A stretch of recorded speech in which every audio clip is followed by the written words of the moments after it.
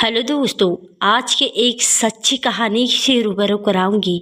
बाबा साहेब की एक सच्ची कहानी जिसे सुनकर आप सुनने पर मजबूर हो जाएंगे कि एक व्यक्ति के अंदर इतना दिमाग कैसे हो सकता है। कोई महापुरुष इतना दृढ़ निश्चय वाला कैसे हो सकता है। मैं चाहूँगी आप इस वीडियो को पूरा देखिए।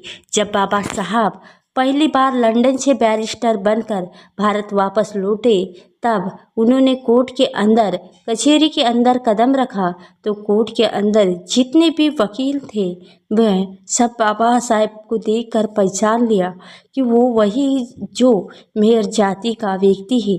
और ये आज काला कोट पहनकर हमारे कचहरी के अंदर आ गए और बाबा साहेब अंदर जाकर अपने लिए जगह ढूंढने लगे। सबके पास अपनी अपनी जगह हो तो है, लेकिन बैठने के लिए जब बाबा साहब को कोई जगह नहीं मिली और बाबा साहेब ढूंढ रहे थे जगह, तभी तो दूसरे वकील थे। उन्होंने बाबा साहब को दुख कष्ट हुए बोला, इस बाबा को चढ़ते हुए कहा, अभी वह बैरिस्टर तुम हो, बहुत पढ़े लिखे विद्वान, तुम्हें क्या ज़रूरत है कचहरी के अंदर बैठने का। तुम कहानी बाहर भी अपना ठेला लगा सकते हो, तुम्हारी दुकान चल जाएगी। लेकिन बाबा साहब ने उसके स्मार्ट को गलत नहीं समझा। बाबा साहब ने उसे बात को बड़ा बुरा नहीं माना और मुस्कुराते हुए बोला, तुमने ठीक कहा। और बाबा साहब ने कचहरी के बाहर एक जगह जाकर देख ली और अपना दिया जमाया, वहाँ साफ सफाई करी और वहाँ बैठ गए। तब बाबा साहब के पास छोटे मोटे केस तो आते रहते थे और रोजी रोटी भी चलती रही। तभी हल्का फुल्का बिजनेस, बड़ा कारोबार, बड़ा। और इस दौरान एक सेठ अपने केस, बच्चे के केस के लिए सज़ा सुनी गई थी और उस सेठ को और सेठानी पूरी मुंबई में कोई ऐसा वकील नहीं मिला जिसको छोड़कर सभी घर वो ना गए हो, जिसके पास भी जाते और जिसको भी फाइल दिखाई अपने बच्चों की वह माना कर देते थे। और जबकि आपका बच्चा नहीं बच पाएगा, उसने बहुत पैसा खर्च कर दिया था उसे इतना भी। और वह सेठ वकील ढूंढता ढूंढता पूरे मुंबई को खंगालता हुआ इसके चेहरे के अंदर पहुंचे, जिससे बाहर बाबा साहेब बैठे थे। दलित के मसीहा भीमराव अंबेडकर बैठे हुए थे। और जब उसका चेहरे के अंदर, उस कचहरी के अंदर उसने सेठ अपने बच्चे की फाइल दिखाई, अपने इकलौते बच्चे की फाइल दिखाई, तो किसी भी वकील ने उसकी फाइल नहीं ली और इनकार कर दिया और कहा, इसको कुछ नहीं हो सकता, तुम्हारे बच्चे को कोई नहीं बचा सकता। उस सेठ ऐसे बड़े बड़े वकीलों को दिखाए जो कानून को अपना घर मानते थे, जो बोलते थे कानून तो हमारे मुट्ठी में है, ऐसे ऐसे वकीलों को फाइल दिखाई, लेकिन सब ने फाइल देखकर मना कर दिया और इनकार कर दिया। और उस चेहरे के अंदर, कचहरी के अंदर जो भी वकील बैठे थे, उसने फिर से टोन काटते हुए बोला, अरे सेठ, तुम्हारा केस वो लड़ेगा जो बाहर बैठा हुआ है, वो बाहर जाति का है, वो व्यक्ति बहुत विद्वान, बहुत पढ़ा लिखा है। वो बाबा साहब पर दोष कास रहे थे, दलित के मसीहा पर दोष दे रहे थे और वो बाबा साहब को चिढ़ा रहे थे। जब सेठ के बच्चे की माँ रो रही थी, तब उसी आशा की एक किरण चाहिए थी उस सेठ को, बस क्योंकि उसका इकलौता बेटा वहाँ अटका हुआ था। जब वकील की बात सुने तो सेठ उसकी बात मानकर वही बाबा साहेब के पास पहुँचा गया और बाबा साहेब ने चरणों में गिरकर कहा, हे बैरिस्टर, बाबा साहेब मेरे बच्चों को बचा लो। तो बाबा साहब ने सेठ से कहा, उठो, मैं क्या कर सकता हूँ, मैं क्या मदद करूँगा। तुम्हारी ये फाइल तुमने कितने ही वकीलों को दिखाई होगी, तुम वही हो जो मैं क्या कर सकता हूँ।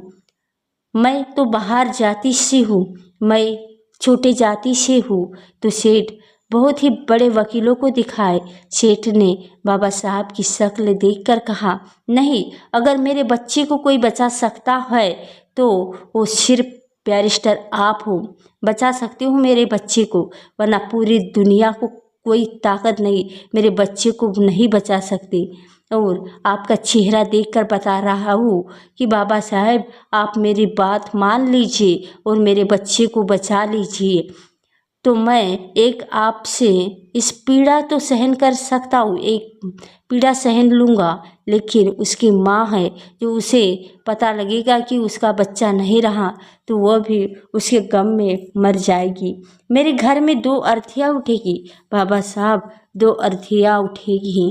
तब मेरे एकलौता पुत्र है, मेरा इतना बड़ा कारोबार, इतना बड़ा बिजनेस है, कौन संभालेगा? क्या करूँगा मैं इसका? तभी जब बाबा साहब ने ये सुना कि उसकी माँ मर जाएगी तो बाबा साहब को वह बात याद आ गई। जब उसके आई ने छोटे थे तब बाबा साहेब की माता हेमा ने एक बात कही थी कि भीम अगर कभी ज़रूरत पड़े या किसी निर्दोष की जान बचाने के लिए, अगर किसी अच्छे काम के लिए झूठ भी बोलना पड़े तो संकोच मत करना भीम, संकोच मत करना। और बाबा साहब ने फाइल अच्छी तरह से देख ली और बोले, सेठ ये बताओ इससे पहले ये फाइल किसी और वकील को तो नहीं दिखाई? सेठ ने बोला, बैरिस्टर ये फाइल दिखाई नहीं मैंने। इस फाइल पर इतना दुप्पट खर्च किया कि किसी भी आने वाली 3 पीढ़ियाँ भी सुख से अच्छे से जीना चाहेगी। मैंने इस फाइल पर इतना खर्च कर दिया, बस आप मेरे बच्चों को बचा लीजिए। वो हाथ जोड़कर गिड़गिड़ा रहा था, बाबा साहब के चरणों में गिर रहा था। बाबा साहब सामने हाथ जोड़कर खड़े थे। बाबा साहब ने उसकी पीड़ा देखकर कहा, हाँ सेठ, मैं तुम्हारे बच्चे को कैसा केस लड़ूंगा जो। और बाबा साहब मैंने केस तो जिंदगी के लिए, तो वो सेठ बहुत खुश हुआ और उसने बोला, मुझे यकीन है बाबा साहेब मेरा बच्चा अब बच जाएगा। जिंदगी और मौत में बस 10 दिन का फैसला था और केस को बस 10 दिन बचे थे। कचहरी लगी और अदालत भी लगा, कोर्ट लगी। कोर्ट के अंदर दोनों पशुओं के वकील जब बात बोली गई तो जज बोला, अंबेडकर तुम कुछ दलील देना चाहोगे? तब बाबा साहब ने कहा और बोला, नहीं जो साहब आप अपना फैसला सुनाओ, मैं कुछ नहीं कहूँगा। सेठ ये सुनकर संकोच से आगे वह सोच रहा था कि इसने बोला था कि मैं तेरे बच्चों को बचा लूँगा, लेकिन इसलिए तो कोर्ट में अपनी कोई दलील भी पेश नहीं की है। बाबा साहब ने तो बोल दिया कि नहीं, जैसा अब आप फैसला सुनाओगे। वो सेठ माँ से बोल रहा था कि डॉक्टर भीमराव अंबेडकर ने ये अच्छा नहीं किया। बड़े आशंका से मैं आपके पास और आशा के साथ फाइल तुम्हारे पास लेकर आया था और मैंने देखकर बता रहा था कि तुम मेरे बच्चे को बचा लोगी। और जब केस की सज़ा जज ने सुनाई दी और जब उस लड़के को फांसी की सज़ा देने के लिए लेकर जा रहे थे और उसके गले में अभी फंदा डाला ही गया था, तभी बाबा साहब ने कहा, बस आपने फांसी की सज़ा दी थी, आपने मौत की सज़ा नहीं दी थी। इसी तरह उस लड़के की जान बच गई। और देखिए उनका दिमाग ऐसे थे बाबा साहेब आम्बेडकर।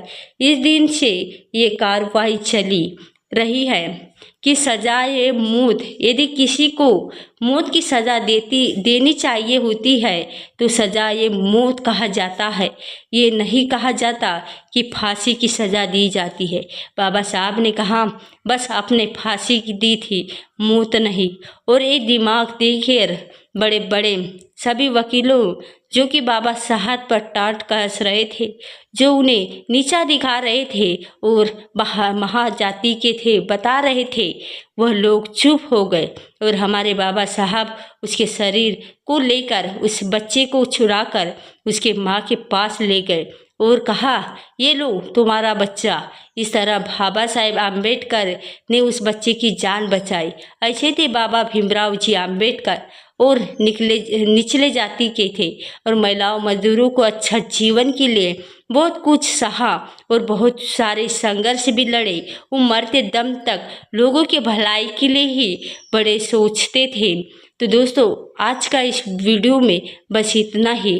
और दोस्तों इस चैनल पर सिर्फ बाबा साहेब आम्बेडकर के जीवन से जुड़ी छोटी बड़ी सभी जानकारी जानने के लिए हमारे इस वीडियो में लास्ट तक बने रहे और हमारे इस चैनल को सब्सक्राइब अवश्य करें और नीचे कमेंट बॉक्स में जय भीम लिखना ना भूलें। तो दोस्तों मिलते हैं अगली वीडियो के साथ। धन्यवाद।